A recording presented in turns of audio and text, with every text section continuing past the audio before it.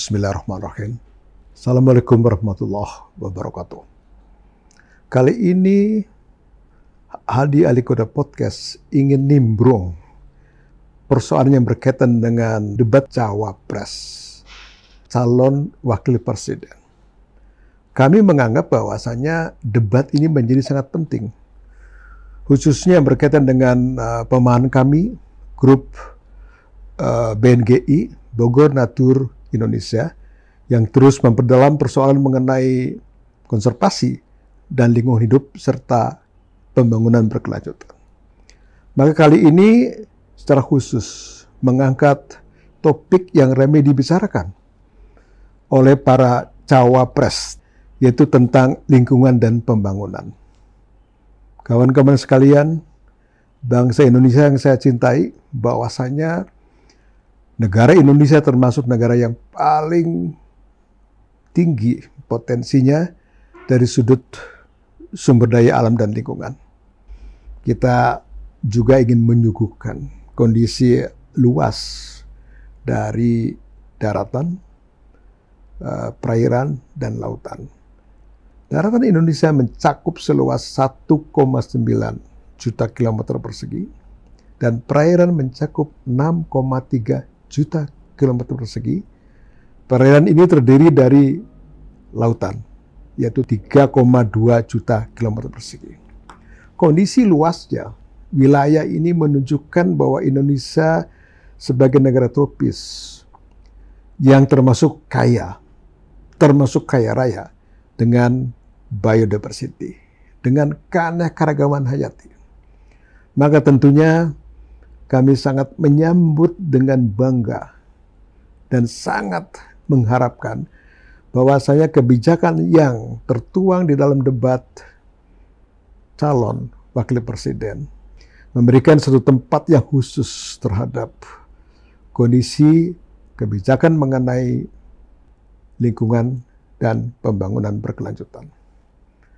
Kawan-kawan, tentu saja pembangunan lingkungan dan berkelanjutan adalah sangat beririsan, karena kita harus mengelola lingkungan untuk menuju kepada tercapainya pembangunan berkelanjutan atau yang kita kenal sebagai SDGs, Sustainable Development Goals, pada tahun 2030. Jadi pembangunan kita, kalau nanti terpilih presiden kita dan tentunya kabinet dengan para menterinya dan para lembaga-lembaga, maka tentunya pertanyaan adalah bagaimana mengimplementasikan kebijakan yang tertuang di dalam diskusi yang sangat diminati oleh bangsa ini. Bagaimana menerjemahkan kepada implementasi kebijakan tentang lingkungan dan berkelanjutan. Kawan-kawan sekalian, kawan-kawan sebangsa dan setanah air, tentunya sangat mendambakan adanya implementasi yang sangat tepat bagi terwujudnya kemakmuran, terwujudnya keberlanjutan yang berkeadilan. Bangsa ini yang tadi mempunyai kekuatan sumber daya alam yang luar biasa. Tentunya satu pihak kita harus meningkatkan kapasitas. Kapasitas bangsa ini dari sudut paling tidak 4 soal. Yaitu pertama kali dari sudut sumber daya manusia. Yang kedua dari sudut peraturan perundangan dan mekanismenya. Yang ketiga dari sudut pembiayaan.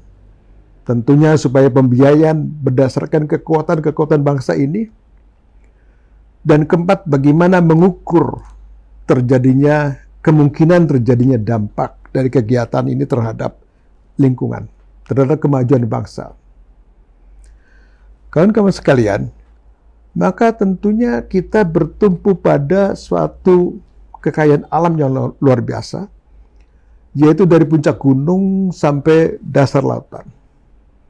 Dari Sabang sampai Merauke, Indonesia merupakan negara maritim dengan berbagai macam karakteristik biologi, ekologi, termasuk manusianya di dalamnya. Banyak sekali suku-suku adat, suku-suku tradisional, dan banyak juga perpindahan antara kawan-kawan dari satu pulau yang lain. Sehingga kebinekaan menjadi satu hal yang sangat penting sekali. Indonesia mempunyai posisi yang sangat penting di wilayah Khatulistiwa. Sehingga pantas bahwa semua negara-negara di dunia menuju matanya kepada Indonesia. Oleh karena itu, kita harus bangkit. 2030 kita harus mencapai indeks keberlanjutan. Indeks kebahagiaan. 2045 kita harus mencapai yang disebut dengan Indonesia Emas. Insya Allah 2060 kita sudah mencapai energi bersih. Semua mobil pakai tenaga listrik dan sebagainya. Maka terus terang aja kawan-kawan sekalian, ada beberapa hal yang juga merupakan kebanggaan kita semua. Bahwa alhamdulillah bangsa Indonesia saat ini telah mampu dengan pemerintahnya untuk melindungi luas kawasan konservasi 30 juta hektar. Pastinya 27,8 juta hektar. Yaitu khususnya untuk melindungi spesies dan ekosistem. Kita mempunyai mamalia, kita mempunyai burung, primata, serangga, dan ikan. Kita mempunyai potensi yang cukup tinggi biodiversity di dunia, maka mamalia misalnya 12%, termasuk burung 17%, dan sebagainya. Maka di sini kita harus meningkatkan the capacity, kapasitas sumber daya manusia yang ada di training levelnya, yang ada di perguruan tinggi, supaya mereka bisa menyiapkan tenaga yang sesuai dengan kebutuhan bangsa ini. Tenaga terampil, leadership, jujur, berwibawa, dan poin yang paling tinggi adalah mempunyai etika dan moral. Karena asas pembangunan Indonesia adalah di samping Pancasila dan Undang-Undang Dasar 45, maka kita tarik 3 dimensi kesatuan yang sangat berkaitan erat, yaitu manusia, sumber daya alam, dan Allah, Tuhan yang Maha Kuasa. Ketiganya ini maka mengendaki apapun manusia harus berbasis kepada etika dan moral.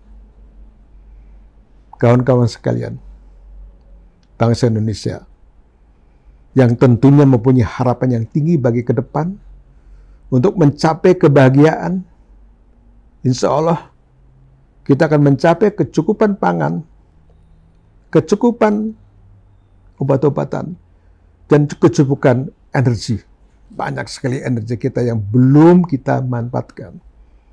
Energi surya, sumber uap, air, angin yang kaya di daerah tropis Indonesia. Kawan-kawan sekalian, harapan saya, harapan semua bangsa ini tidak ada lain kecuali mempercepat peningkatan, meloncat ke arah pembaruan yang tadi harus dilandaskan kepada kemampuan sumber daya manusia yang bersandar kepada hakiki daripada Allah Subhanahu Ta'ala. Kawan-kawan sekalian, tadi saya menyampaikan mengenai kekuatan-kekuatan. Tadi saya juga menyampaikan mengenai bagaimana bangsa ini meningkatkan kapasitasnya. Karena ancaman kita besar sekali. Pertama, ancaman dari perubahan-perubahan lingkungan dunia, yaitu adalah ancaman dari perubahan iklim. Sudah terjadi, sudah dirasakan. Banyak sekali oleh bangsa ini, misalnya kawan-kawan yang bergerak dalam bidang pertanian. Kadang-kadang bingung mereka karena bibit padi, bibit unggul yang dia tanam dengan modal yang sangat tinggi sekali, ternyata hasilnya tidak memadai karena tiba-tiba dilanda kekeringan. Sehingga kita harus mencari suatu model, satu bentuk, satu bibit baru. Berarti kita harus menganut asas adaptasi dan mitigasi untuk mencari bibit-bibit baru yang unggul terhadap kondisi kekeringan dan kebanjiran basah. Ini peran daripada perguruan tinggi. Ini peran daripada para peneliti, BRIN. Dan tentu saja kita harus membuka kemungkinan kerjasama dengan beberapa negara, berbagai negara, yang mempunyai pengalaman di bidang ini. Itu satu hal yang sangat penting. Yang kedua adalah kita mengenal tadi sumber daya alam yang saya sebutkan, kekayaan keanekaragaman hayati, itu ada di posisi liar, di alam liar. Tetapi bangsa ini, dari mulai nenek moyang, sudah berhasil mengembangkan jenis-jenis tanaman atau tumbuhan, binatang, menjadi domesticated, yang bisa kita hidup bersama dan bisa kita budidayakan, bisa kita ambil dagingnya, buahnya, dan sebagainya. Tetapi kawan-kawan, menurut hasil penelitian daripada National Geographic, maka kondisi budidaya, terutama tomat, jagung, sawi yang bisa kita makan, turun. Variasi spesiesnya hampir 30% rata-rata dalam jangka waktu 50 tahun. Jadi kami khawatir maka kedepannya bagaimana? Karena skala daripada tadi perubahan iklim atau pemanasan global, skala daripada terus meningkatnya kondisi-kondisi perang antara negara karena berbagai alasan, maka tentunya akan mempengaruhi kapasitas pergerakan dari sumber daya alam dan kebutuhan umat manusia. Untuk ini maka Indonesia menganut asas perdamaian.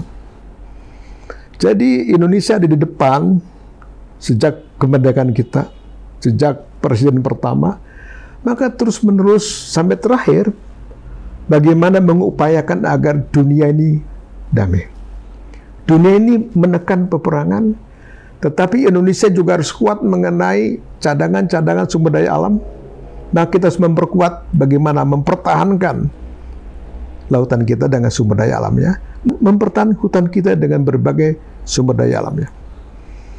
Tentunya loncatan-loncatan diperlukan. Maka kita kenal dengan yang disebut dengan kerja bersama, working together. Artinya tidak ada satu yang ketinggalan dalam menuju kepada pembangunan berkelanjutan. Unsur manusia, unsur pemerintah, unsur institusi, kelembagaan, baik swasta maupun semi swasta, maka bersatu padu mempunyai tanggung jawab bersama untuk mencapai tadi bahwa apa yang kita tuju pada 2030, apa yang kita tuju pada 2045, dan apa yang kita tuju pada 2060. Bersatu padu, bekerja sama, one to many, many to many. Bagaimana sistem mengget yang disebut dengan kapasitas bersama dan networking system. Terima kasih. Barangkali ini yang dapat kami sarikan dari hasil selama mengikuti debat calon wakil presiden yang hiruk pikuknya sampai detik ini dibahas oleh masyarakat luas, kalangan LSM, perguruan tinggi, sampai kepada generasi milenial, generasi Z, Gen Z. Semuanya itu adalah mengharapkan suatu leadership ke depan, dunia aman, tidak perang, kebahagiaan, cukup pangan, cukup sandang, cukup energi. Makasih. Assalamualaikum warahmatullahi wabarakatuh.